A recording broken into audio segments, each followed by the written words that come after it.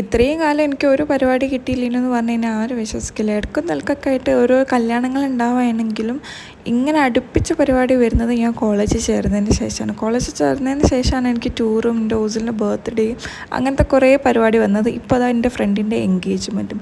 ഈ എൻഗേജ്മെൻറ്റിന് പോകാണ്ടിരിക്കാൻ ഒരിക്കലും പറ്റില്ല. കാരണം നമ്മളെല്ലാവരും ഒരേപോലെ കാത്തിരുന്ന് കിട്ടിയ എൻഗേജ്മെൻറ്റാണ്.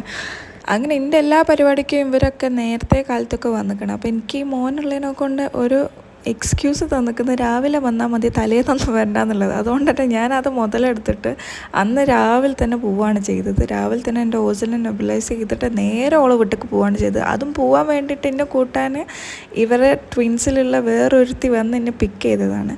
അങ്ങനെ അവിടെ എത്തി വന്നപ്പോൾ ഓൾ ആരും മാറ്റിയിട്ടില്ല, ആൾക്കാരൊക്കെ വരുന്നുള്ളൂ, പ്രിപ്പറേഷൻ സ്റ്റാർട്ട് ചെയ്തിട്ടുള്ളൂ. അങ്ങനെ എത്തിയ പാടന്നെ പിന്നെ ഞങ്ങളെല്ലാവരും ഞങ്ങളും മാറ്റി ഓള് കൂട്ടത്തിൽ. പിന്നെ പിയാപ്പിള വന്നപ്പം പിയോട്ടിക്ക് ഭയങ്കര നാണം, ടെൻഷൻ എല്ലാം കൂടെ ഉണ്ടായിരുന്നു.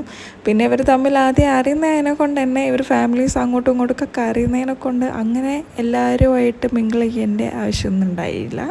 പിന്നെ നമ്മളെ യൂഷ്വൽ പരിപാടി, അമ്മായിമ്മ വരുന്നു, മരുമോളെ കാണുന്നു, എല്ലാവർക്കും പരിചയപ്പെടുത്തി കൊടുക്കുന്നു, പറയുന്നു, ഫുൾ ജഗപോകയായിരുന്നു. അതിൻ്റെ ഇടയിൽ കൂടെ നമ്മളെല്ലാവരും പോയി വേഗം ഫുഡ് കഴിച്ചു. കാരണം ഒരുപാട് ലേറ്റ് ആയിട്ടുണ്ടായിരുന്നു. പിന്നെ നമ്മൾ എൻഗേജ്മെൻറ്റിലെ ഹാമ്പേഴ്സ് അങ്ങോട്ട് കൊടുക്കലും ഇങ്ങോട്ട് കൊടുക്കലും ഉള്ള പരിപാടി അതൊന്നും ഞാൻ ക്ലിപ്പ് എടുത്തില്ല. അപ്പോൾ ഇത്രയുള്ളൂ. Bye by.